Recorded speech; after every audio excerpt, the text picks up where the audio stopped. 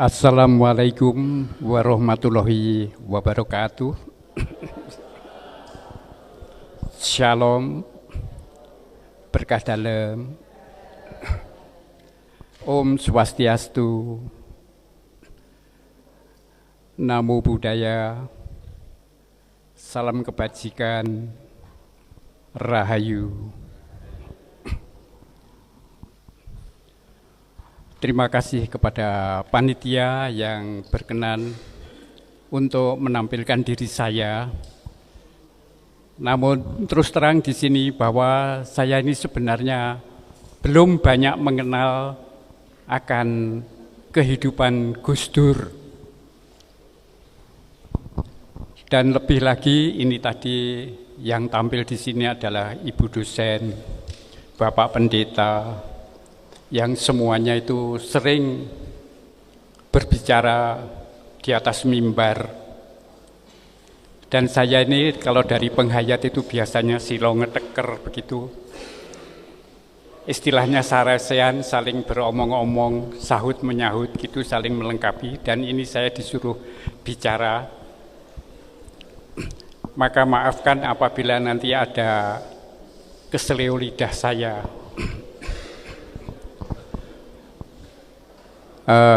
Ibu-ibu dan bapak-bapak yang saya hormati,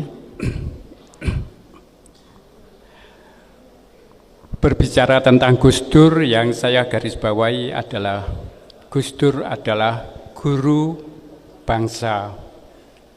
Gus Dur adalah bapak pluralisme, juga Gus Dur adalah bapak toleransi.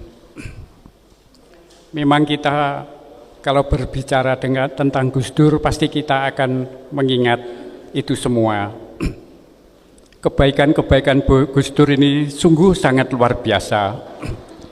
Walaupun saya hanya sedikit mengenal Gus Dur, tetapi saya melihat di tayangan YouTube itu dari para kiai-kiai itu banyak yang menyampaikan bahwa Gus Dur itu sepertinya itu dapat dikatakan wali begitu. Tetapi Gus Dur sendiri itu tidak mengakui kalau dirinya sebagai wali.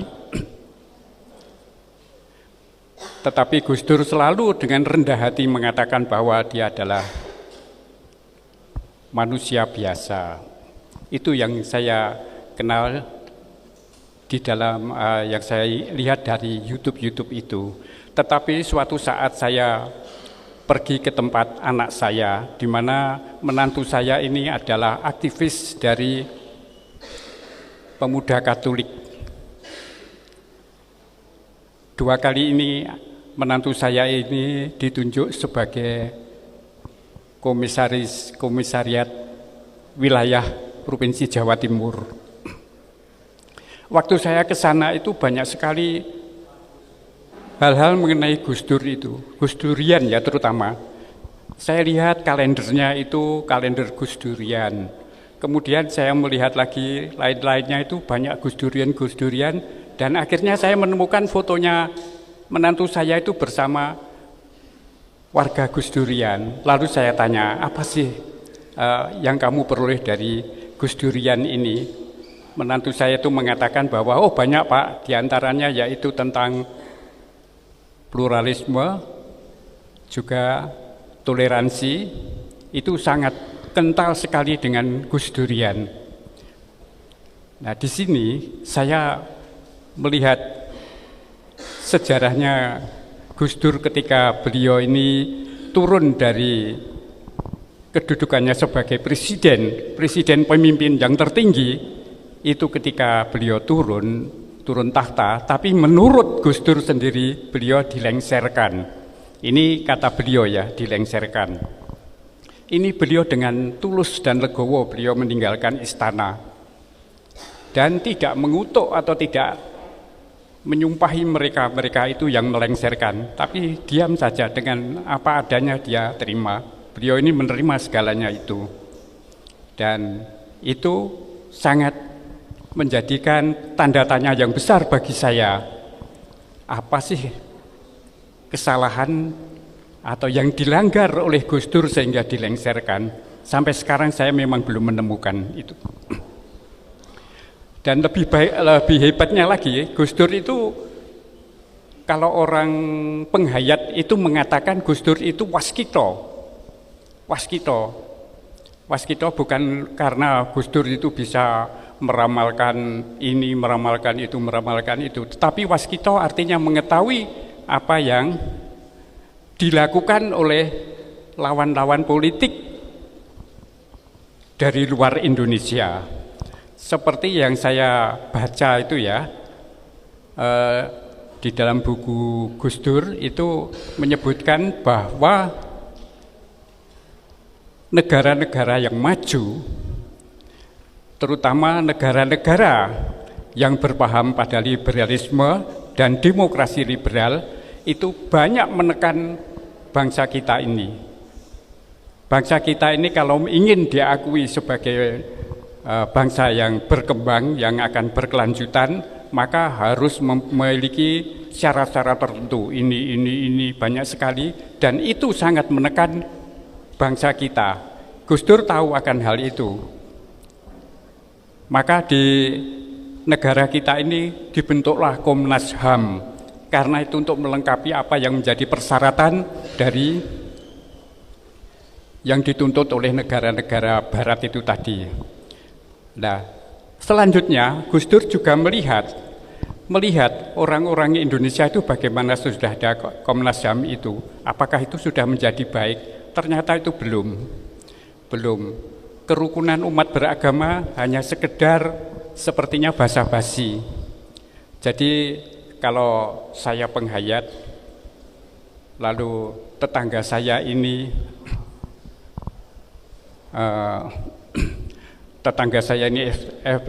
STKIP Widya Yuwana yang semuanya Katolik. Lalu kalau anak-anak itu berangkat, saya menyampaikan selamat pagi anak-anak, berkah dalam, hanya sekedar gitu saja, basa-basi saja. Tetapi dari ketulusan itu sangat kurang menurut Gus Dur. Menurut Gus Dur sangat kurang. Maka ini yang harus diperbaiki oleh bangsa kita. Itulah yang dipikirkan Gus Dur. Tetapi untuk menjadikan bangsa kita ini bersatu, bisa betul-betul rukun antar umat beragama, sesuatu hal yang tidak mudah. Lebih-lebih Gus Dur waktu itu sudah tersisih. Lalu bagaimana caranya untuk bisa mencapai cita-cita itu? Gus Dur mengajak umatnya sendiri, mengajak kaum muslimin agar bisa menjadi agama yang melindungi warga minoritas yang ada di Indonesia. Itu yang diajak oleh Gus Dur. Saya sangat tersentuh dengan kata-kata itu. Jadi Gus Dur mengajak orang-orang muslimin itu untuk menjadi pelindungnya bagi agama-agama minoritas. Ini yang saya garis bawahi di dalam kehidupan saya. Dan ini sebagai guru bangsa, saya menganggap diri saya ini juga muridnya kalau begitu. Maka saya mencoba untuk melakukan apa yang disampaikan oleh Gus Dur ini. Saya penghayat, apa yang saya yakini itulah yang saya hayati. Saya menghayati betul apa yang harus saya lakukan, itu saya coba untuk melakukannya dengan sebaik mungkin. Maka di sini kepada terutama ya karena saya tetangganya STKIP, maka banyak anak-anak di sini ini yang saya siapa saya kenal, saya tampung itu. Kalaupun mereka ada yang sakit, ada yang menderita, ada yang kekurangan, misalnya kiriman belum datang dan lain-lain, itu saya dekati dan saya katakan, kamu di sini jangan merasa menjadi orang asing. Anggaplah di sini ini adalah kampung halamanmu sendiri. Dan kami, aku dan ibu, ini adalah anggap sebagai orang tuamu. Sebab kalau tidak, nanti kalau saya dipanggil oleh Yang Maha Kuasa, saya ketemu Yesus akan ditanya, Mengapa waktu aku menjadi orang asing, kamu tidak memberi tumpangan? Nah itulah saya lakukan itu. Saya lakukan, banyak, sering itu. Kalau ada mahasiswa dari STKIP Katolik itu sering saya sampaikan itu. Supaya dengan kami itu adalah biasa-biasa saja. Jangan menganggap kami itu orang lain. Kami ajak untuk apa kebutuhan-kebutuhannya dan itu. Itu saya belajar dari Gus Dur.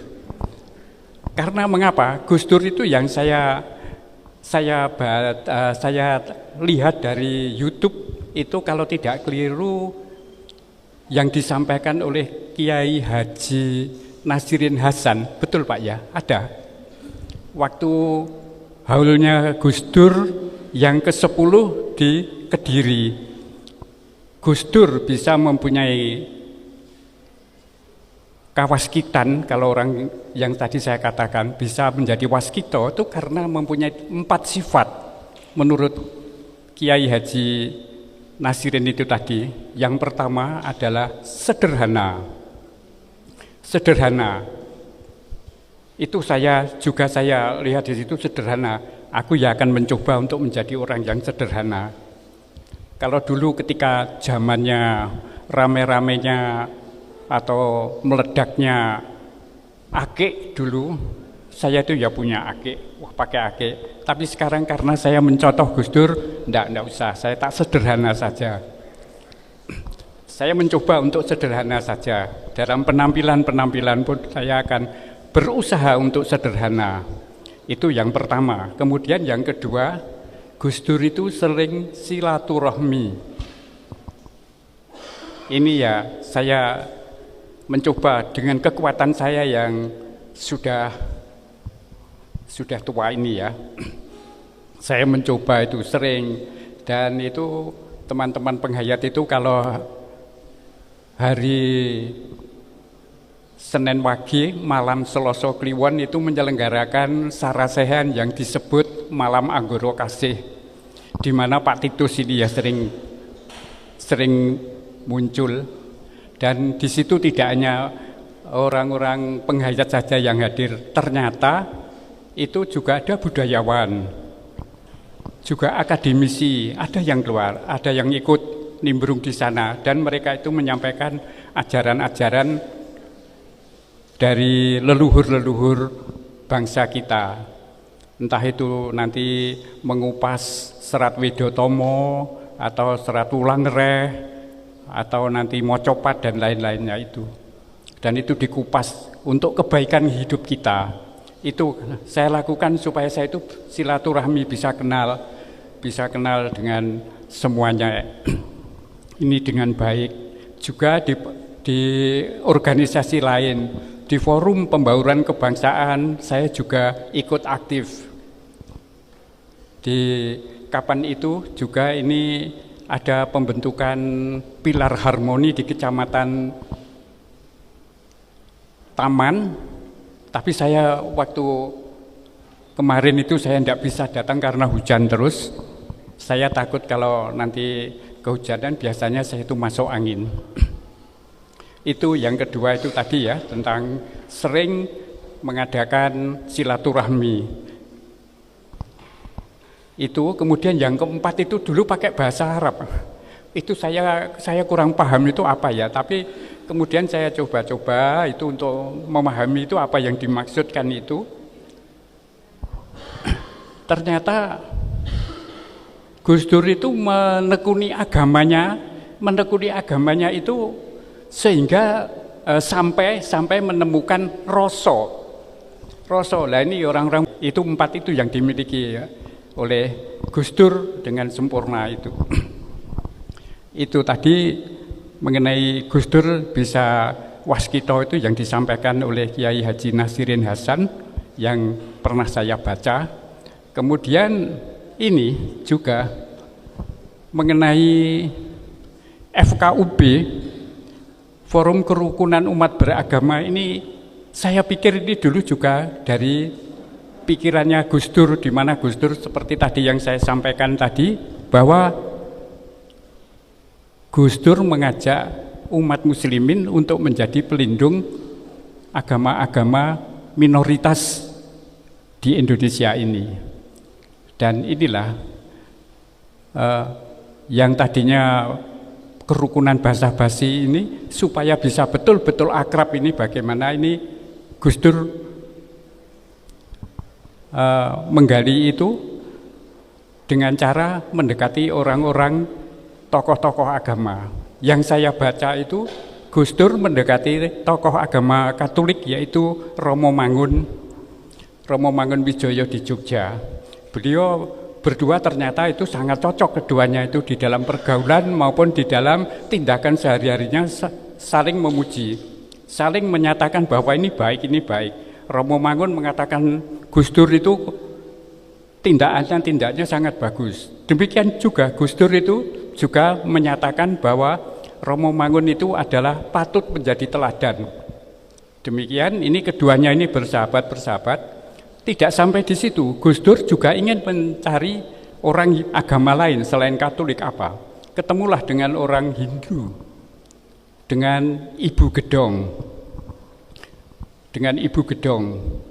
Lalu bertiga antara Gus Dur, Romo Mangun, dan Ibu Gedong mengadakan pertemuan di Candi Dasa Karangasem. Nah, sesudah mereka pertemuan yang resmi itu beliau bertiga itu omong-omong di halaman candi. Beliau dari Gus Dur itu disampaikan tentang wali. Wali itu menurut Romo Mangun bagaimana, menurut Ibu Gedong gimana.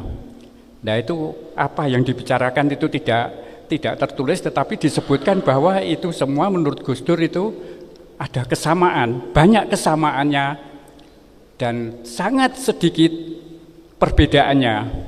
Perbedaannya menurut Gus Dur itu hanya pada bahasa. Satu dari bahasa Arab, satu bahasa Latin, satu bahasa Sanskerta. Tapi semua apa yang disampaikan itu adalah sama, bahwa wali itu adalah orang yang sudah terpilih oleh Yang Maha Kuasa karena kelakuan dan tindakan-tindakannya yang baik, sehingga mereka itu menjadi lain dengan manusia-manusia atau orang-orang biasa ini. Itulah yang disampaikan itu, dan itu akan dikembangkan terus oleh Gus Dur ini. Demikian ini tadi Gus Dur menyampaikan itu. Lalu FKUB ini kelihatannya itu sampai sekarang itu ya masih, menurut Gus Dur ini masih kurang-kurangan ya. Ini ada yang pertama itu karena lemahnya pemerintahan di dalam ini wawasan negara kebangsaan dan kebebasan beragama. Ini pemerintah sangat lemah, ini masih. Kemudian yang kedua itu penegak hukum itu kurang tegas terhadap tindakan-tindakan yang menekan kaum minoritas. Kemudian yang ketiga adalah toleransi beragama itu masih wacana, belum bisa dipraktekkan dengan bagus. Rupanya pemikiran Gus Dur ini dilanjutkan oleh pemerintahan yang lalu, maka pada tahun 23 itu ada peraturan presiden yang menyebutkan bahwa ada moderasi beragama. Moderasi beragama ini begitu disiarkan, langsung ini bisa disambut oleh masyarakat, dan STKIP Widyayuwana ini dulu juga pernah menyelenggarakan semacam seminar tentang moderasi beragama. Ya kebetulan saya sebenarnya mendapat undangan, tapi saya tidak bisa hadir karena bersamaan waktunya dengan kegiatan yang lain. Itu dulu ada, tapi saya lihat itu sukses juga. Dan moderasi beragama ini saya kira inilah tindakan untuk melaksanakan apa yang disampaikan Gus Dur ini, maka Gus Durian ini bisa menyelenggarakan pertemuan semacam malam ini, dan kami harapkan ini sama seperti Ibu ini tadi yang bicara pertama kali tadi, agar ini bisa sesering mungkin diadakan. Syukur nanti dari Widya Mandala siap untuk mengadakan bersama dengan ini, kerjasama dengan Gus Durian mengadakan, juga dari Universitas Merdeka, juga nanti mungkin dari Stikes, Unipma dan lain-lain ini. Dan saya rasa ini kami dari warga Penghayat siap untuk mengikutinya. Hanya sayang ini tadi waktunya malam Jumat. Biasanya malam Jumat itu kalau orang-orang Penghayat itu ada sarasehan dalam kelompoknya masing-masing. Demikian apa yang dapat saya sampaikan tentang Gus Dur pada malam hari ini. Segala kekurangannya saya mohon maaf yang sebesar-besarnya. Terima kasih, selamat malam, Rahayu.